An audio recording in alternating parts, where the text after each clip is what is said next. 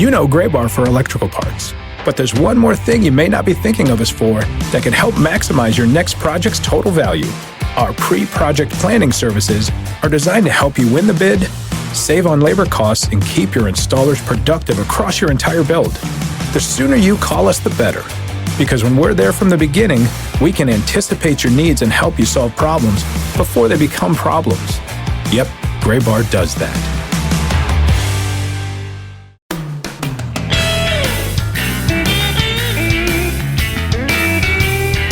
It's polar vortex time! Everyone batten down your hatches. Do your burn things in your place of living. Stay moving. What was that? What was that movie a couple years back of just the cold was going to take us all? The Day After Tomorrow. Day After Tomorrow. The day before 3 days from now. Literally has one of my favorite scenes in cinematic history, which is a character trying to outrun the cold. Yeah.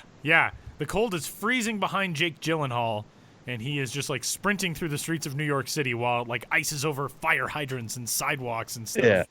And then he just barely starts the stove in time before the freezing, like he freezes apparently in place.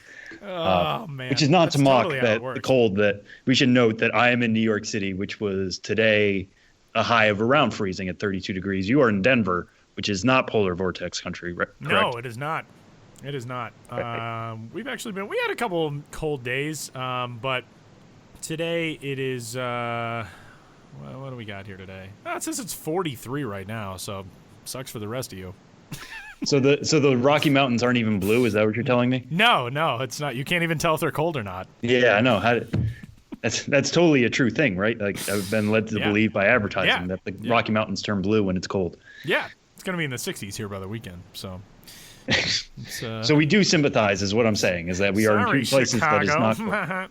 Yeah, we do sympathize with everybody who is extremely cold and just inside for this entire time, and hopefully you've brought us inside with you. Yeah, we'll be doing our best to try to help you warm up, something like that.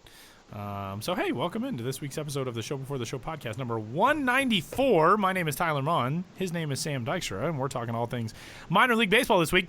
Coming up in just a little bit, the Cincinnati Reds first-round draft selection from 2018, now the 53rd ranked overall prospect in the 2019 MLB Pipeline Top 100 rankings, which came out this past weekend. Jonathan India will join the show. We'll talk with Jonathan coming up here in just a bit. And before we get to that, and to Kelsie Hennigan joining Benjamin Hill in segment number 3 this week, before we get to those, thanks for tuning in wherever you found us. Give us a rating and review and a subscription if you would like on your podcasting platform. You can get in touch with the show, podcast@milb.com. Sam Dykstra on Twitter at Sam Dykstra MILB. I am at Tyler Mon. And getting close to pitchers and catchers reporting, you can send us all of your questions, thoughts, comments, concerns, especially about spring training, because when you're freezing cold and you've got a spring training trip on the horizon, which 2 of us on this podcast right now do, and Josh Jackson does not, then you can send all of your questions, and we will do our best to give you some feedback on where to go, what to do, where to eat, ballparks to visit, games to watch, things to do, all of it. Get in touch. Do it. You know where to find us. You know where to find us. 3 strikes. This week's episode of the Show Before the Show. Top 100 is out for 2019. MLB Pipeline unveiling its rankings on Saturday night. And no surprise, top prospect in all of baseball is one Vladimir Guerrero Jr. I know that'll come as a big shock to everybody. The top 10 looks like this. Guerrero of the Blue Jays, number 1. Fernando Tatis, Padres shortstop at number 2. Eloy Jimenez, the Chicago White Sox outfielder, number 3. Victor Robles, outfielder from the Washington Nationals. Robles checks in at number 4. Royce Lewis, shortstop in the Minnesota Twins system, number 5. Nick Senzel, a third base / second base / outfielder in the Cincinnati Reds system. He is number 6. Back-to-back Astros prospects at 7 and 8, right-handed pitcher Forrest Whitley and outfielder Kyle Tucker. Another Twins prospect at number 9, and outfielder Alex Kirilloff. And Colorado Rockies infielder Brendan Rodgers rounds out the top 10 at the back spot of the top 10. And, Sam, I don't think many surprises in – really, you could go even deeper than the top 10. There's not really a whole lot of guys that jump out as like, man, he is really high up there. I think maybe the highest guy who you kind of are starting to realize, like, that dude is going to be really good. Joe Joe Adell is number 14, the Los Angeles Angels of Anaheim outfield prospect. We've known Joe Adell as a really good prospect for a while, but to see him moving up and up and up, maybe he's one of the guys that you look at as, all right, we're going to keep a close eye on Joe Adell because he's going to be probably in Salt Lake this year and maybe in Anaheim at some point. What else about this top 100 really stood out to you? Yeah, so let's just dive into the numbers a little deeper in terms of categorization, too, while we're here. In terms of which farm systems have the most top 100 prospects, no surprise, I don't think, to see San Diego Padres still have 10 top 100 prospects in the San Diego Padres system, 10% of the prospects that MLB.com chose to rank are in that Padres pipeline. That's really astounding. Atlanta Braves have 8. The Chicago White Sox, Houston Astros, and Tampa Bay Rays have 6.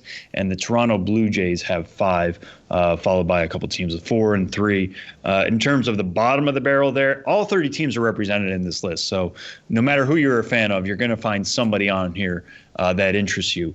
And team lists will be rolled out by the MLB.com staff here in the next coming weeks. But at the bottom of the barrel here, the Red Sox, Royals, Marlins, and Brewers all have 1 each. In terms of I'm kind of surprised the Brewers only come in at 1, not because of what they have now. I mean, Keston Hiura is obviously a top prospect in that system, and a lot of systems would love to have him leading off at their number 1 spot. But just the drop off from him all the way down, he's ranked at number 20, and they don't have a prospect in that next 80. Kind of speaks to where the Brewers are right now in terms of a major league organization and in a farm system in general. You trade for Christian Yelich, who becomes the NL MVP.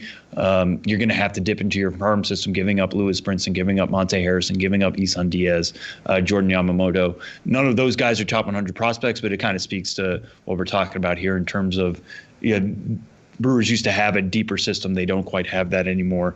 One of the other ones it's still going to stand out to me. I know he finished the year, I think he was ranked 14th overall. He moves to number 13 here, so only gets up a bump once. But Wander Franco being on this list in the top 20 prospects is really interesting and really cool.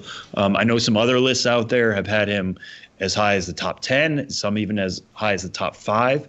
I might be part of that camp. I think he's a little underrated here, even at 13, but that's amazing to say about a 17-year-old. He's going to turn 18 on March 1st, so he's still going to be basically a high school senior this entire year. We fully expect him to at least start out this year in Class A full season ball. Would not surprise me a lick if he moves incredibly quickly, just because everything you hear about his bat speed and his ability to drive the ball is really fantastic. He's a switch hitter. He hits from both sides, does it very well.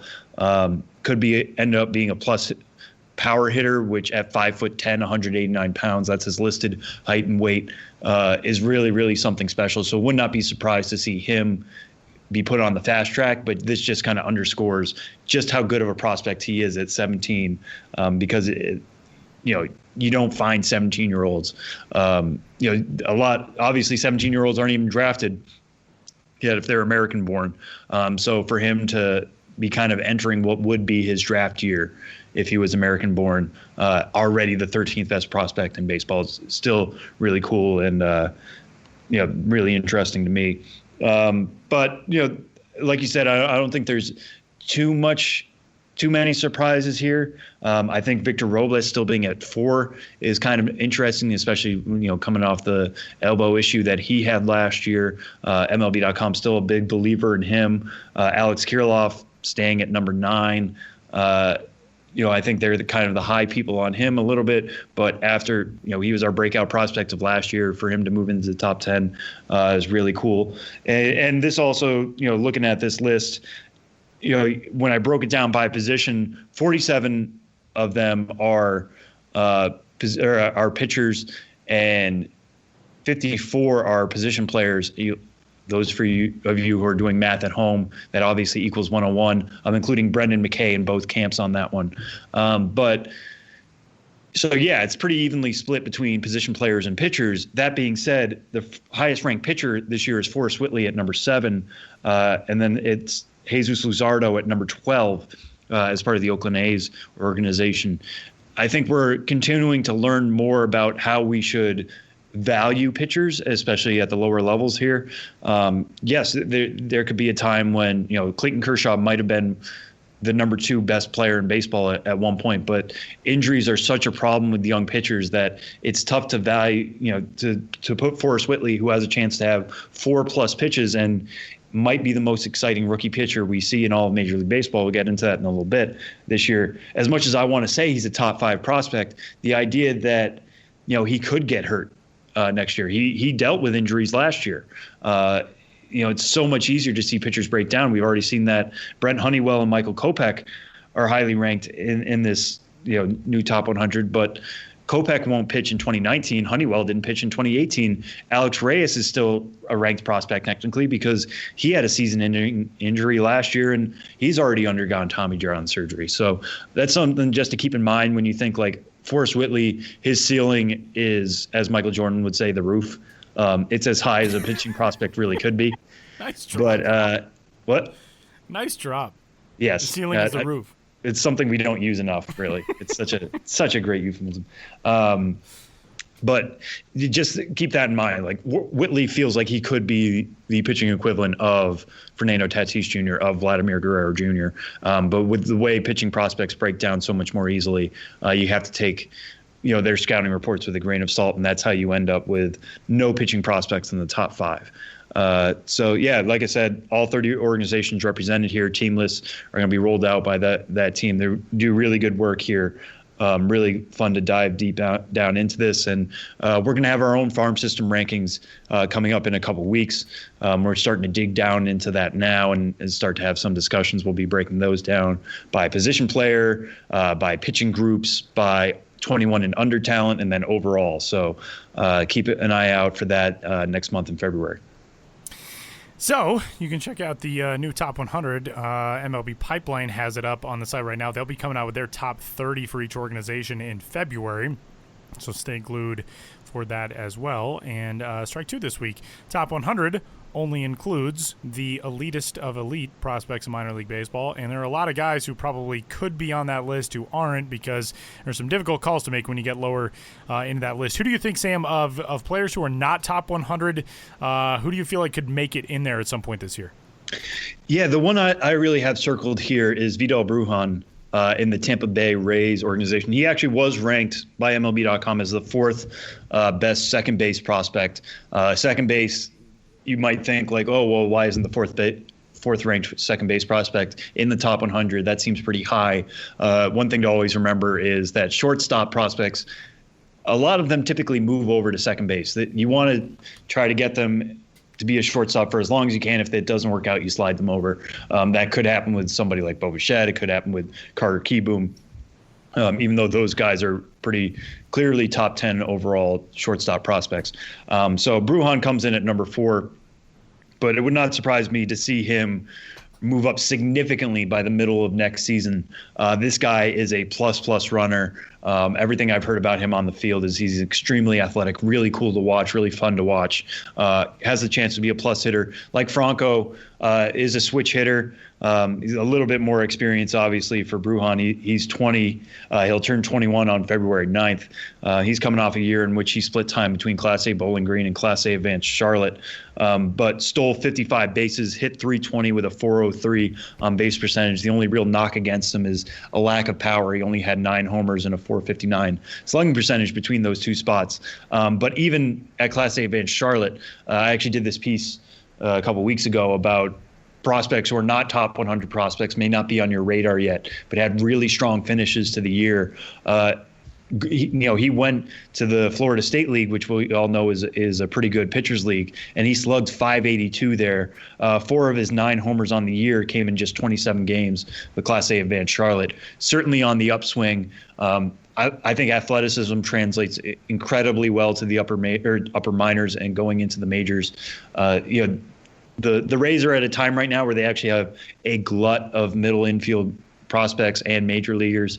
Brandon Lau is a second baseman who they really like, obviously made the majors last year. Nick Solak has actually been moved to the outfield, getting a little bit of time out there, even though he's kind of a natural second baseman, just because they have so many second basemen in the minors right now. I think Brujan has almost a better ceiling than either of those guys if it all works out, given what he's shown offensively and on the base paths.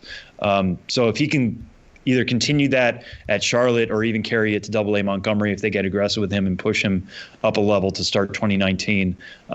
Just the package of tools overall is so special with him that would not be surprised to see him become even a top 50 overall prospect by the middle of next season, even if he starts out the year outside the top 100.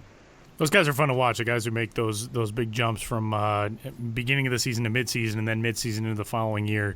So keep an eye out because there's always at least a handful of them, it seems like, from year to year. And strike three this week, Sam. Prospect projections continue. American League West is the most recent one. We talked about some top prospects from the AL West going into this season. Two of them from the Houston Astros organization in the top 10 in the new MLB pipeline rankings of Forrest Whitley and Kyle Tucker. But what else stands out among AL West prospect projections?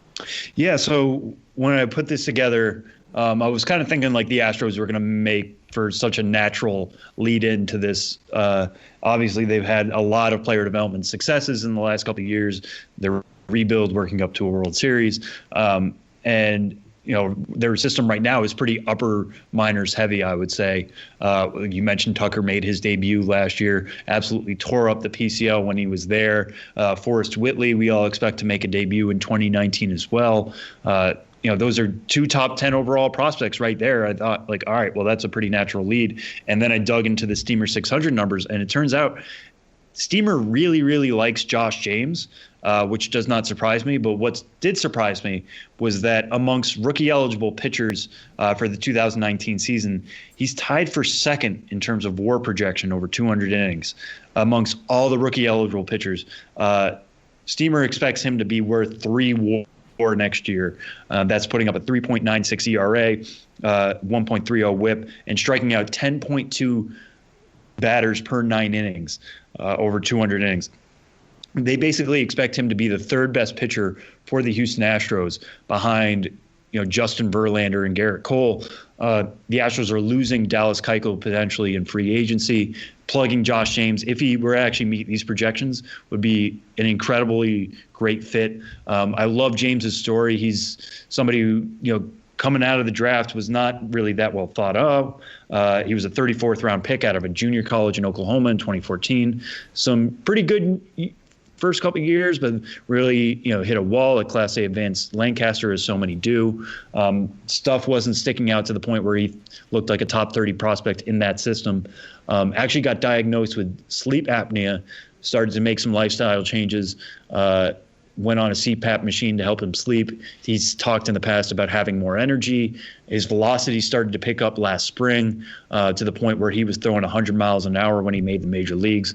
Really, really cool stuff. And he ended up striking out 36.3% of the batters faced in the minor leagues last year between Double-A Corpus Christi and Triple-A Fresno. The Astros liked him enough to give him a spot in September when rosters expanded. He was actually on the ALCS roster, made 2 appearances there. Out of the bullpen, but I think they really believe he has the chance to be a starter, and Steamer backs that up. You compare that 3 WAR to 1.5 WAR for Whitley. Obviously, he's coming off kind of a difficult year in terms of what Steamer will actually look at.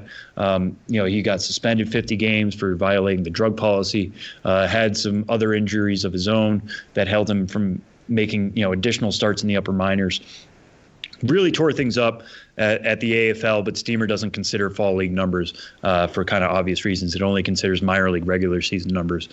So as much as we think Whitley is the better prospect of the two, and with the Astros obviously having a couple of rotation spots open, both James and Whitley will get long looks this year. But considering James already has that major league time, he succeeded pretty well in September, and with the way he was just extremely elite in terms of striking out batters last year, it could be a really special year for him. And he's kind of a sleeper AL Rookie of the Year contender, I would say. I mean, it's going to be difficult to contend with Vlad Jr. potentially getting that call up, and maybe Eloy Jimenez as well. But if James is there starting opening day and ends up making 170 plus innings for Houston for a contender and being their third best starter, I mean, that's a pretty good starting kit for Rookie of the Year consideration. So looking to him this spring, it will be really cool to see if his stuff continues and picks up where he left off in 2018, or if he can even add a little bit more with the big club next year. But Josh James, definitely somebody to watch, who we were not talking about in the same capacity last year. Well, we all know what the Astros need: more good young talent. Yeah. It's amazing. An organization that's really been lacking in that in recent years, and just hasn't caught a whole lot of breaks. Good thing. No. Good thing they got some stuff coming. Right. And not that I'm saying we should be surprised by Josh James, because we were all there for his 2018 season. But when you consider, going into a piece, I have to write about Tucker or Whitley, and to find out that projection system, like their third best prospect or fourth best prospect, because Jordan Alvarez is also in that system, even more so than the top two guys, it is really something. So check out the rest of the piece as well. I mean, it's all AL West. It's A's, Rangers, Mariners in particular. Check out for Justice Sheffield, and whether Steamer thinks he should get a spot out of spring training, all down the line. So we got one more of these coming up next week with NL West, and then we'll be done with prospect projections for 2019. Which means we're getting close to farm system rankings and all of our the rest of our preseason stuff before spring training opens, which is very, very exciting. Coming up, we're headed to the Cincinnati Reds system. Jonathan India is a relatively new face in that system, but a guy who Reds fans are already extremely excited about, the 5th overall draft selection in last year's Major League Baseball first-year player draft, who joins us getting set to head back for his first full year in the Reds organization. Jonathan India joins the show next.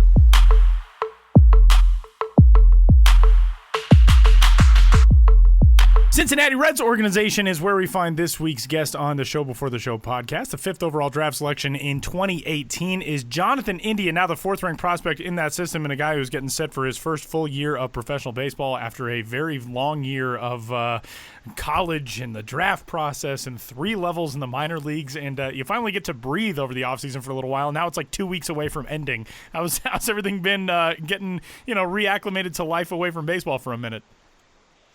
Oh, it's been going good. Just I'm excited to be home, enjoying the time at home that I've had, and but I'm itching to get back. Because it gets a little boring being without baseball for a while. So I'm excited to get back.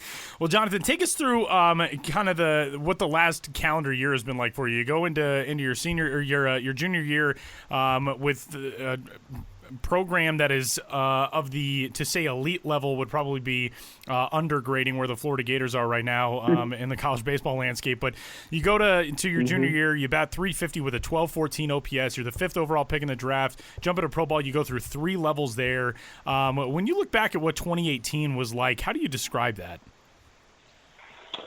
For me, it was a blessing. It was a big year for me with baseball and everything, and I prepared really well for that year because, this is my dream to, be where I'm at right now. So it was a lot of preparation to go into that year. And, it turned out well for me. So I'm, happy it all went that way. I'm happy I had a hell of a year at Florida. And then, moved on to the pro ball. And, I thought I did fine at pro ball. It was a long year. But for me, going into that season, it was just trying to get acclimated to the minor league life. So I didn't really look at the production stuff. I just wanted to get used to the life of it. Your final year in college, your numbers through your first 2 years in college are very good. They take the step to great in your last year. Your OPS your sophomore year is 783. It jumps to 1214 in your junior year, and that's in 9 more games. What was the key to taking that step forward and putting yourself in the conversation as a top 10 draft pick? Well, for me, it was mostly mental, knowing that I could play to my ability, not holding anything back, just fully, engaging in my ability to play the way I play. So I sat down with a bunch of coaches in the fall of my junior year at Florida and just really talked to them about, my approach this year and how I'm going to go about my business, when I'm playing. So just really locked in every game mentally and told myself, player I am, that I could, be a top 5 draft pick. And it was confidence. So that's what I took. And at what point did it feel like it was going to be a special year? You go from 6 homers to 21. That doesn't happen just, by thinking hard about it. At what point did you see the results starting to come like they did in the spring? beginning, I think it was the first week or two, I was struggling a little bit. But after I think that second weekend against Miami, I started doing well, and that's when I felt myself, this is going to be a good year because I'm so comfortable at the plate. I was comfortable in every game, and, when you're comfortable out there, anything's possible. So just really locked in after that second weekend and went from there. Yeah, and when you say you are comfortable, I mean, what does comfort mean to you? When you are comfortable at the plate, what are you doing that allows you to hit for power like you did and become an above-average overall hitter as well that you showed a little bit of during pro ball, your first taste of it there last summer? Yeah, well, comfort for me is just, it starts for me in the mornings, before the game, before I even get to the field, going through my routine and just being who I am, and then getting to the field and just, have a routine there. And throughout the whole day, just being comfortable, going into the game helps me prepare. So, and then in the games, I'm just confident, you don't overthink anything. You just play the game you've been playing since you were 4 years old. So that's how I think when I'm playing. Yeah, and we talked to guys before. We talked to Brady Singer just a couple of weeks ago about that UF program. Obviously, you guys have won a title recently. But what is the competition like there, and what is it like playing under that microscope? Do you feel like that helped you as somebody who performed under that pressure, being able to play in the SEC and dominating the way you did? Or, how did playing at UF prepare you for this first taste of professional baseball? Yeah, I mean, UF, being in the SEC is, I think, it's the best conference in baseball. It's, top of the top arms you're facing every weekend. You don't get a break off. Even our midweek games, you're facing guys throwing 94, 95, just because, everyone wants to beat you. You're the team, you're the number one team in the nation. So, playing, under the coaches as well, they expect greatness out of you, giving you a chance to go play at the UF. You gotta take it as it's like your job. So it helped me a lot going into my first pro year. I matured more as a ball player. Even as a person, I matured more, just because of the school aspect. Dealing with school and baseball. But it just helps you grow in every aspect of life. Jonathan, when you got the season started last year for the Gators, it was February 16th. You had your season opener against Siena, and your final game of the minor league season was September 3rd, which is a long season that doesn't begin to encapsulate how long that really is. And I think from a baseball player's standpoint, everybody kind of thinks, wow, these guys are playing from March through September, October, the major league level, they're used to that. But it's not nearly the same as when you're a college player and you go through those stretches of time where it's you got your non-conference playing, your conference playing, conference tournament, an NCAA tournament, and then you got this layoff after the draft process. You're getting contracts figured out. You're jumping into pro ball. I mean, you go through this roller coaster of ups and downs and starts and stops. And when you got down to the end of, especially August and into September, how did you keep yourself going every day? Because that's exhausting to be at that stage of a year. Yeah, I mean, it's you got to remember it's part of the process. And I told myself every day that it's a blessing to even be in this position. So there's no point in complaining and thinking like that. I had to be positive through it because I was God put me there, and I was excited to be in that position. So just being positive through the whole process and loving the game, and that's how I got through it. I mean, I loved every minute of it. I wouldn't take anything back. One thing that stands out that's a little bit strange about your year, you get a good swath of time with Greenville in the Appalachian League to get things started. You finish off with Dayton. You're in Class A for really the last month plus of the season. You're in Billings for like 48 hours. What happened there? I really don't know. But I guess they sent me there to play shortstop. And I played, I was 2 or 3 games there. 3 games. You played a doubleheader on the 28th of July, and you played on the 26th, and that was it. Yeah. So and then they called me in the office and said, "Hey, congrats, you're on the Dayton." And I was like, "All right, well, that was quick." But I mean, I enjoyed Billings. Billings was a nice place. But then going to Dayton was fun as well. So it was a weird thing, but I mean, I didn't mind it. And you kind of touched on it a little bit there about them sending you to Billings to play shortstop. That's a position you have some experience with going back to college, but you're primarily a third baseman, or at least that's how they used you last year, and that's what everybody thinks you will be going forward. But how much have the Reds talked to you about moving around the infield? I mean, obviously they've done that with Nick Senzel in the past, and we've talked about that on the show before, about the Reds liking to move guys around, especially you athletic types on the infield. What have those discussions been like, this offseason, or them talking to you going into the offseason? I mean, I'm a shortstop, by heart. I played short my whole life until I got to Florida. They had an older guy there, so stuck me at third as a freshman. But I also played a little short at Florida. But yeah, I mean, the Reds, they said, they'll move me around and see where they like me. And I told them I could play, obviously, third, short, and second. So, I mean, we really haven't talked much about it this offseason. During the season, I played a little short, but primarily third. But, we'll see about this season. I have no clue yet. Well, even going back to last year, like Tyler asked about the aggressive moves that they sent along during the season, 3 different stops. What discussions did they have with you about pushing you that quick? Obviously, coming out of a good program and coming out as a college guy, you are more advanced than the average first-round pick. But, what did you take away from seeing 3 different places and finishing up at Class A, which, most draft picks don't see full season ball in their first year? Yeah, I mean, I was glad to finish up in that league. That league's a tough league. Big parks out there, good pitching. But yeah, I was excited to be finish up there, and we'll see where I end up this year. They haven't really told much to me. They haven't said much to me yet about it. Probably I'll know by spring training, of course. But yeah, we'll see. I don't know yet. Well, in those 3 different stops, what did you kind of learn about yourself that you didn't know about yourself yet as a baseball player? I'm sure fatigue played into it somehow, but getting to see guys every day like that, it's not just weekend ball like it is in college. Wooden bats, all those different, although I know you played in the Cape League as well, so you're a little bit of familiarity with that. But what did you learn about yourself as a ball player, and what have you identified that you needed to work on this offseason and going into the spring? Yeah, I mean, there was pro ball is a little different in college. You're around people in college, the brotherhood in college. But pro ball, it was, you're on your own.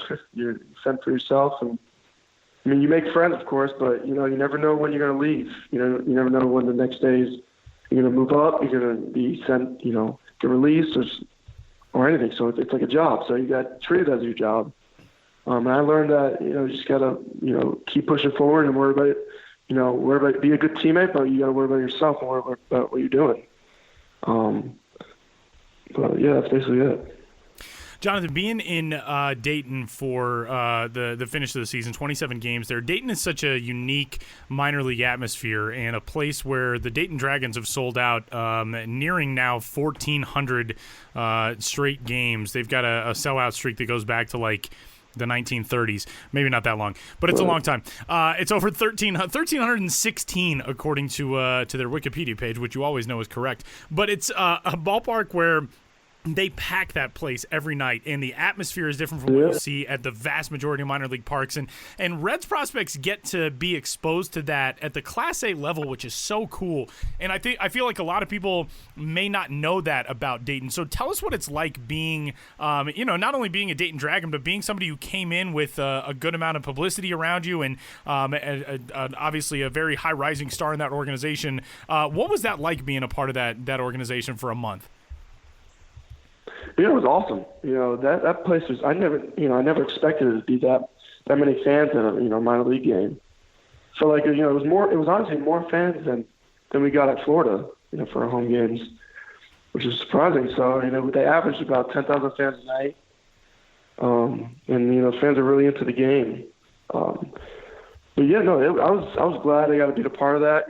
Being around the fans and being around the team and just experience the Dayton Dragon, life. It was pretty cool for me. So glad I got to be a part of that. Over the offseason, as you approach this year, knowing that you may have, some looks at third and at short and at second, what is your workload like from the defensive side to prepare? Do you do anything different knowing that there's probably going to be some positional versatility this year? Do you work on stuff over the offseason, to maybe get you a little bit of a leg up going into this year? How do you handle that work over the offseason? For me, it's just, reps. This game is about reps. Take as much as reps as you could at each position. That's what I've been doing. Taking 50 ground balls third, 50 short, and then 50 at second. That's all you could do. You do work on. I work on my footwork. Around the bag, around second. And just my daily grind of working out and hitting.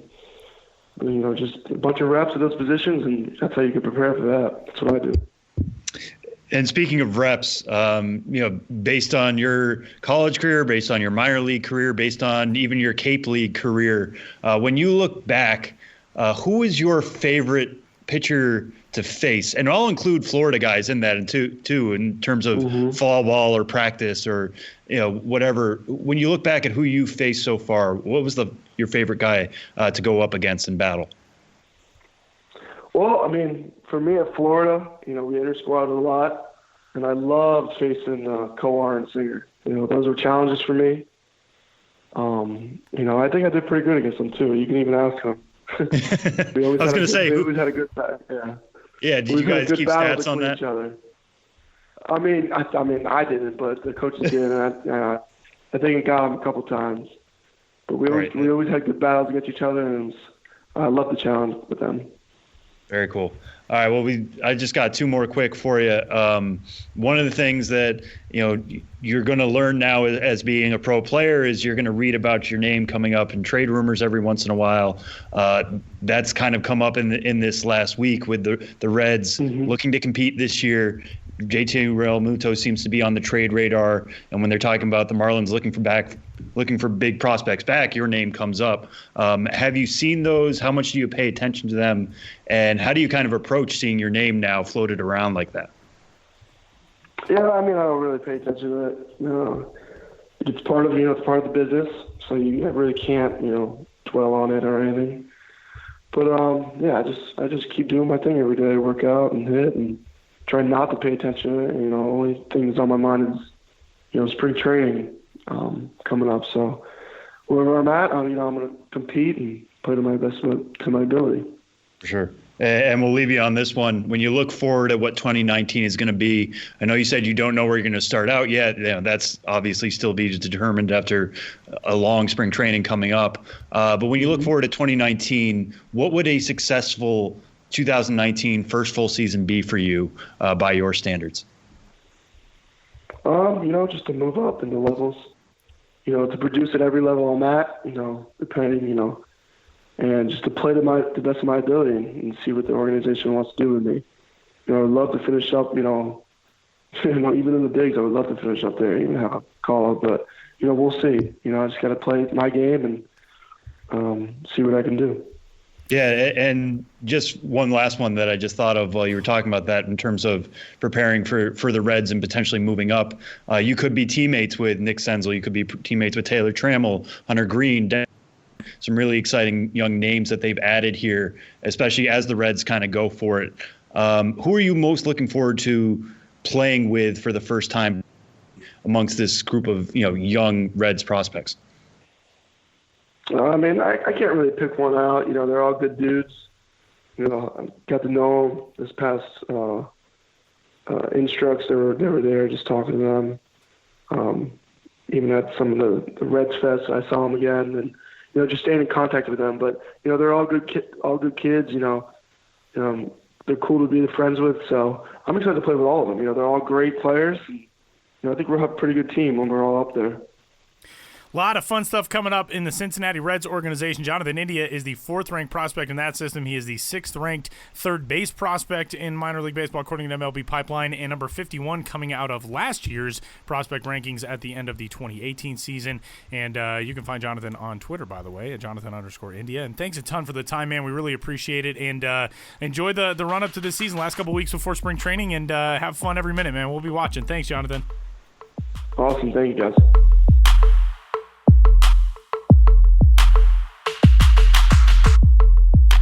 full house at Chelsea Market for this week's segment of our normal conversation with just Benjamin Hill. Not just Benjamin Hill today. Benjamin Hill and Kelsie Hannigan join the show along with Sam out in one room, and I'm all alone.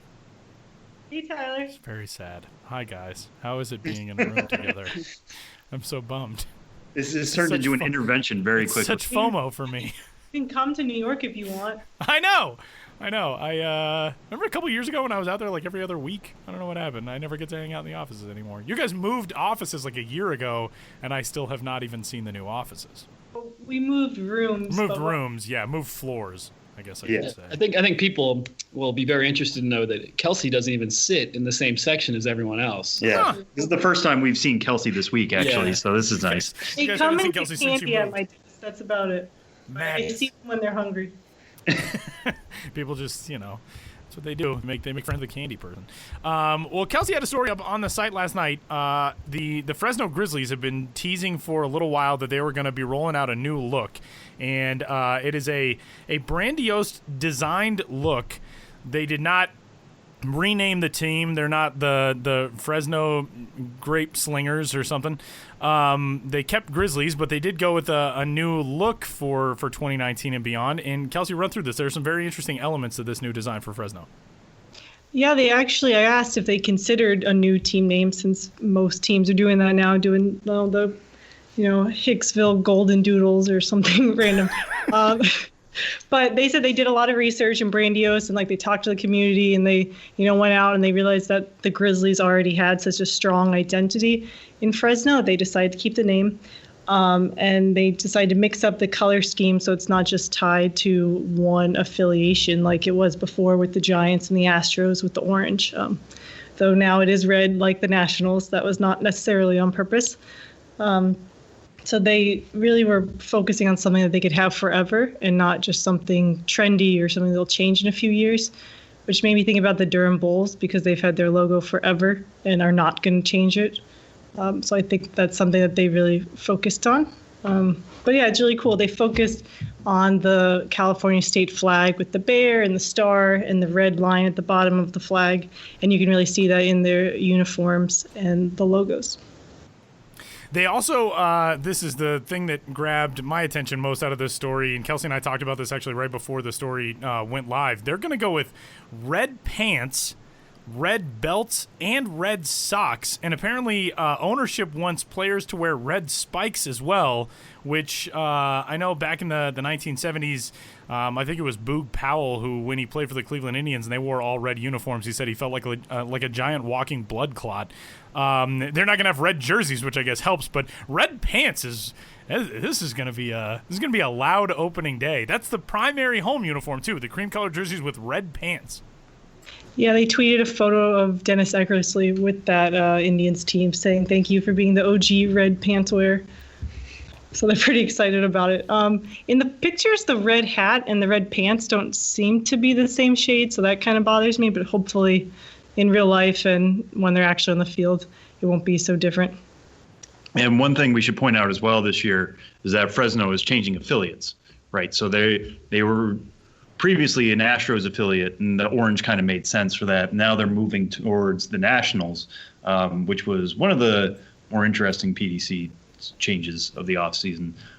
Does that red have anything to do with the Nats, or is this strictly, like you said, a flag thing? Like I said, it's a coincidence, is what they said about the red. So there's not that many teams, or the red is a common team in baseball, but not necessarily in California sports, which when you think about, there are 10 minor league teams in California, though there are a few PCL teams that are red, but they're not necessarily with black and brown. So it is kind of a unique combo. But then there's also the Fresno State Bulldogs, which are red. So they kind of likes that you can wear your Fresno hat to other games in the city. That's pretty smart.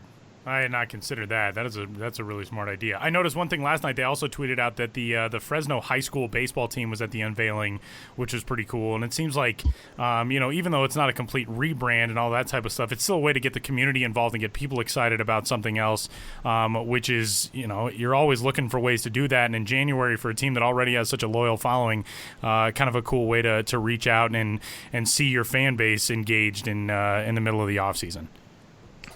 Yeah, we talk about how, like, isn't this kind of late for a rebrand? But it is still kind of the dog days of winter when there's not much going on. So it is still time Wait, does winter have dog days? I mean, why wouldn't winter have? I thought summer only has summer that? had dog days. I thought each season had Should a it be like different animal. cat days? Winter's dog days just have to be like a Saint Bernard or a Husky or Yeah, or like an old dog that just wants to sleep. specific. Well, yeah, or like in a fireplace, like an old Cocker Spaniel. Yeah, that's That's fair. I'm not arguing. I just thought that each animal or animals, each season had its own animal. Oh, what would winter be then? A bear? For like Fresno? Well, yeah, I was going to say, Grizzly. bear would be too easy. Yeah, the bear days of winter. You never. That's a common term that everyone says. Everybody From now says on. bear And days of spring is the winter. groundhogs. The groundhog. Yeah, the groundhog days of spring. Squirrel days of summer, fall. See, you know what I'm talking about. The squirrel days. It's true. I think I read that blog post.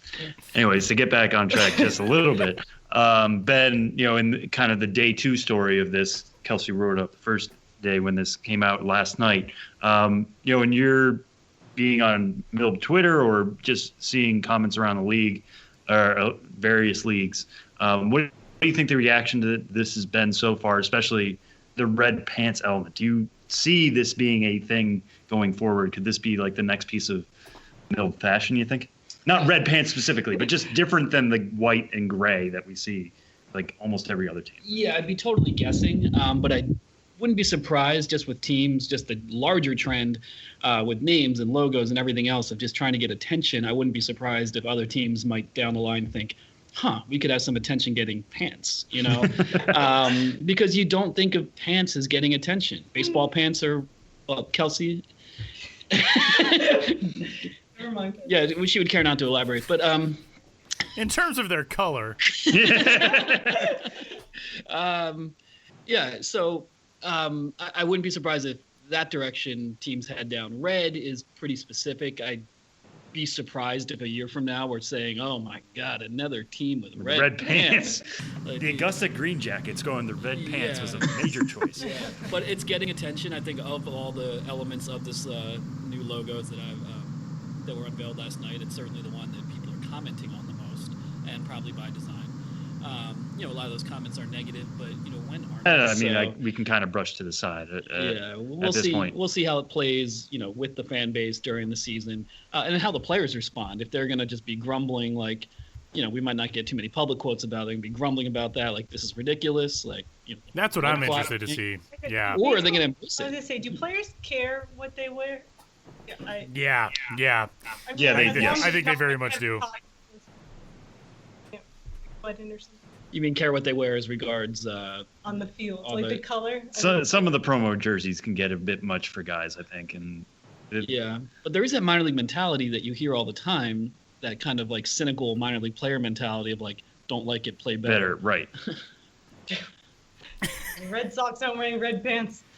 Yeah, they're wearing. I do think it's very interesting that they are now a Nationals affiliate, and they made a point of, even in the mocked-up graphics, the hanging Red Sox that were in the graphics just look like a knockoff brand Red Sox logo. Thought that was kind of obviously unintended, and there's really no way you can get around it, but it seems like an interesting thing to do, not being a Red Sox affiliate. But it's if people enjoy it, that's all that matters. And once everybody starts rocking high pulled up Red Sox to the ballpark every day, then we're gonna look like the weirdos.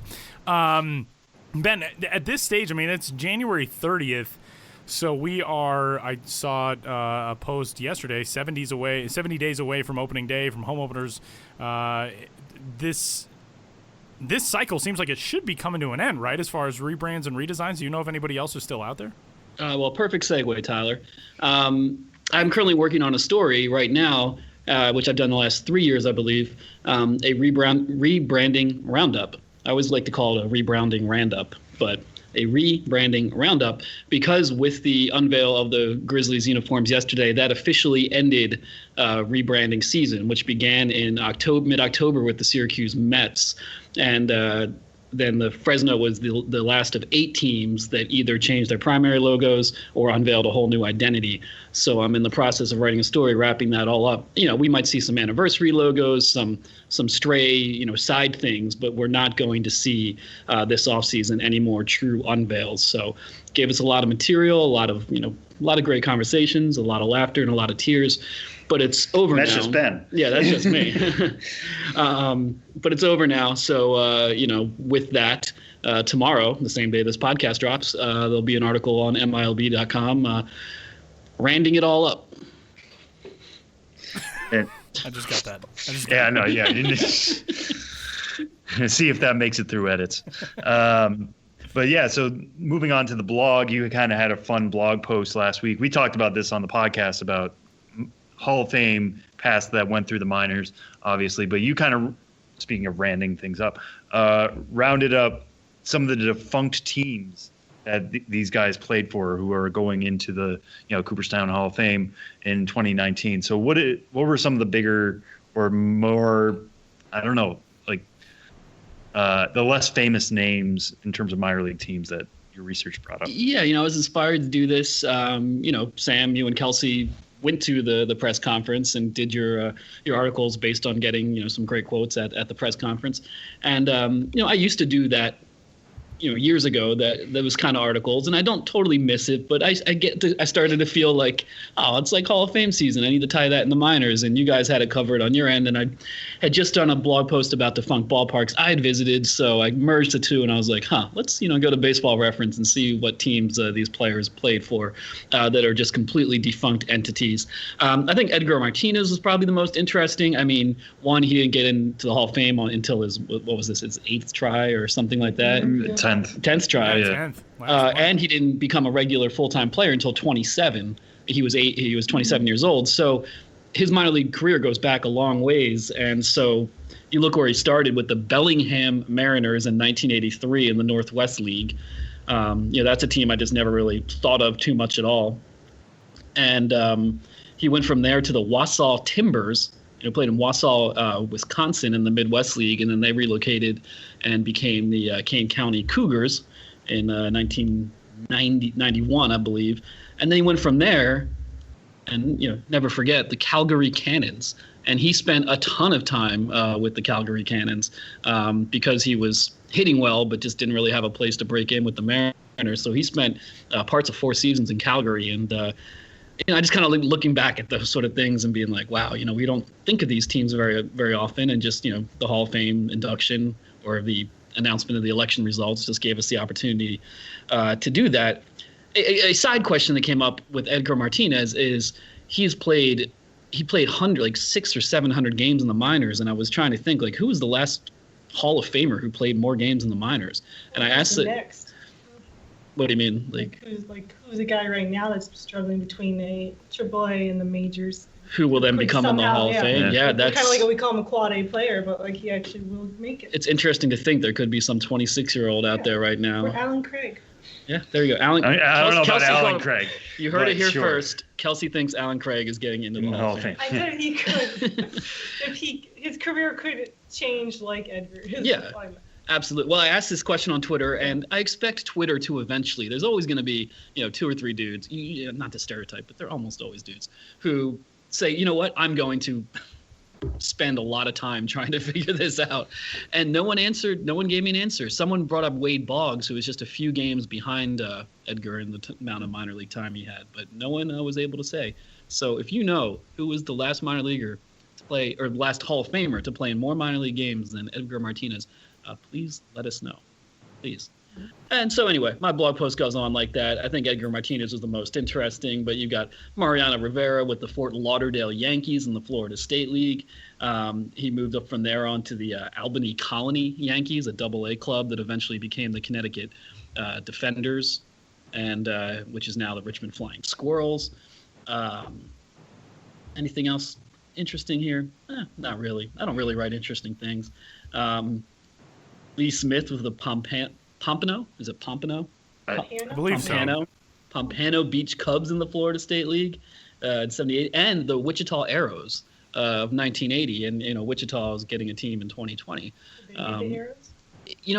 They could be the Arrows. I think the fact that Akron had the same name until pretty recently. Yeah, that's weird. I never really thought about that. There were 2 separate teams named the Arrows. Yeah, well, Wichita is a hotbed of the aviation industry. So they had a couple team names that referenced aviation.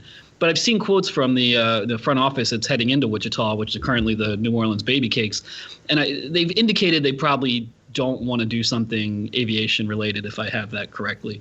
But you never know. And it might be on the table down the line because it's a big part of Wichita. Whether they bring back the Arrows name or not is, we'll see. But Wichita Arrows, never forget. I believe they were in the American Association. Yeah, back when that was the thing. I know. Speaking of never forget. Yeah, never forget. So, defunct on top of defunct on top of defunct. Check out the blog, Ben's Biz. And this is what now your second bringing defunct.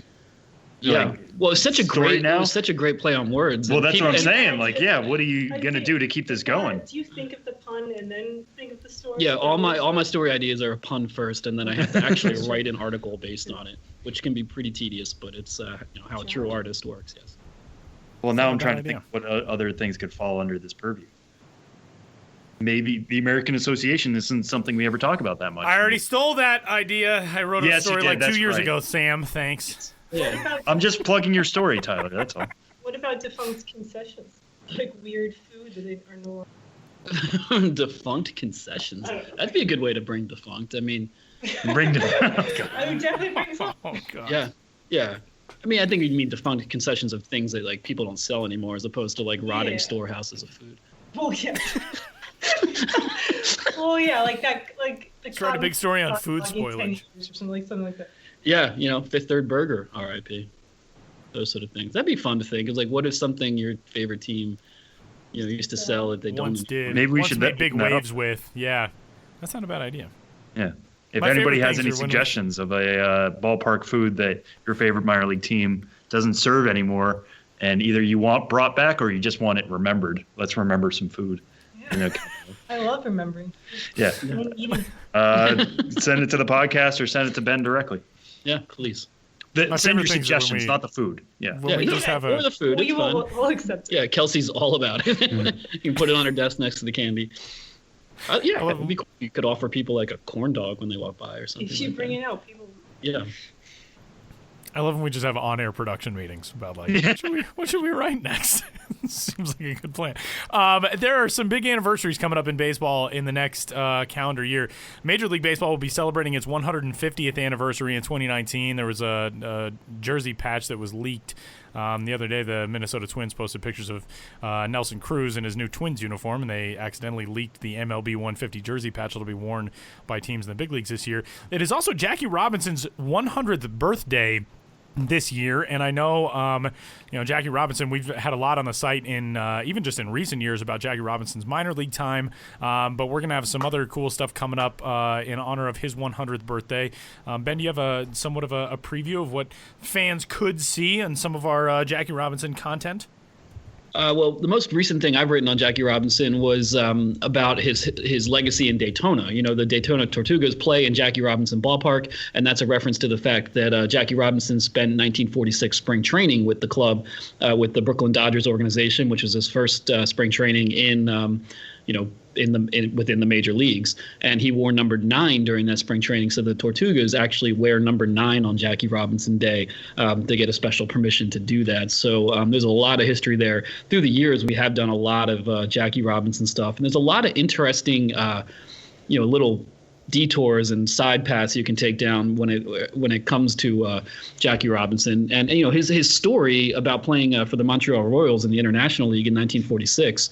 I mean, you could write a book on that just in and of itself. So I know we have a lot in our storehouse, and it seems like Kelsie knows maybe more than I do.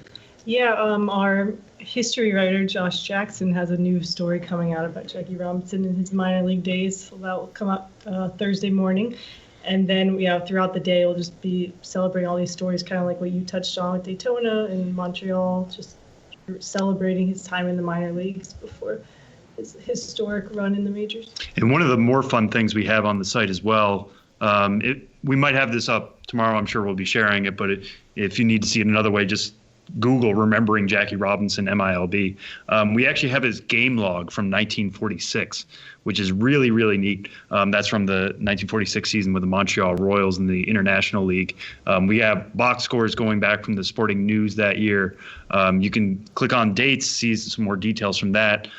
Josh's story will be really neat. If you got a chance to read his Cal League North story from this week, that went really dove deep into the history behind that. Josh's story on that will definitely be a must read as well. But yeah, this will be a week when I think a lot of people will be talking about Jackie Robinson, and his time in the minors was almost as notable, if not more so, than his major league time, because it was him officially breaking into affiliated ball. So yeah, check out after his 100th birthday all the stuff we have on the site for that. Yeah, and easy to overlook, I mean, comparatively overlooked, is he had two African-American teammates on those 1946 Montreal Royals. So, he was certainly the trailblazer, but he didn't do it alone, entirely alone. I want to say John Wright and Roy Partlow. I'll have to look it up. But, that's another interesting story behind that. And other players who were in the minors in 1946. I believe Roy Campanella was playing in New Hampshire, maybe, and others. Now I'm getting all interested again. Yeah. It's pretty cool stuff. You can check it all out at the site, milb.com. Ben's blog is bensbiz.mlblogs.com. And Benjamin Hill and Kelsie Hennigan, thanks for stopping by, you guys. Enjoy. You haven't been crushed quite as badly by the polar vortex. Are you all still functioning for the most part 100%? I mean, I don't prefer it, Tyler. But I don't prefer it. Person who has lived in California and Florida does not prefer the cold weather. Yeah, we're going to get through these bear days together. Thanks, guys. All right, Tyler.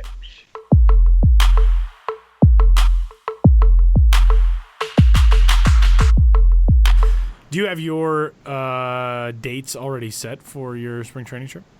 I do not quite yet. Oh, okay. That's actually my goal this week. So when I have everything set and settled, I am going to tweet it out. It's like my version of being Ben.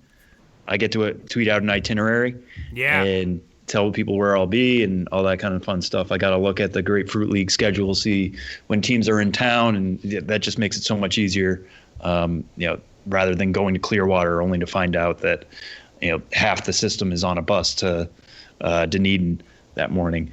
So going to try to solidify that by the end of the week, but that's locked. I know you've already got everything locked in. I do. Which I'm very proud of. Looking like March 17th to the 22nd, I will be there.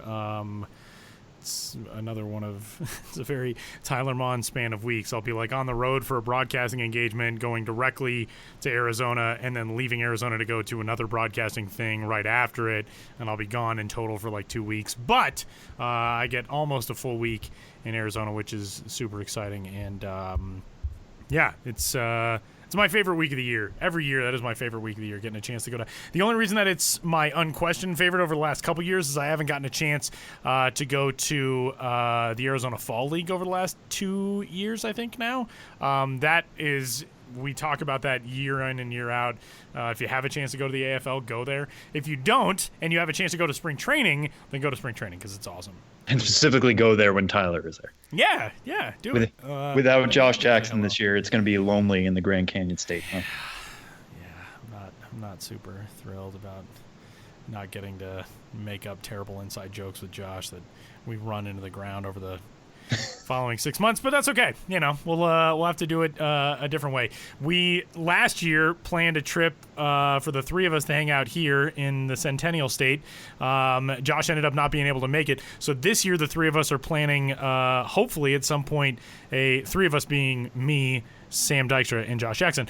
We're going to try to take a fishing trip to Albuquerque. Josh and I went to Albuquerque a couple years ago, caught some Isotopes games, hung out with Josh Suchan, the fantastic radio voice of the Albuquerque Isotopes.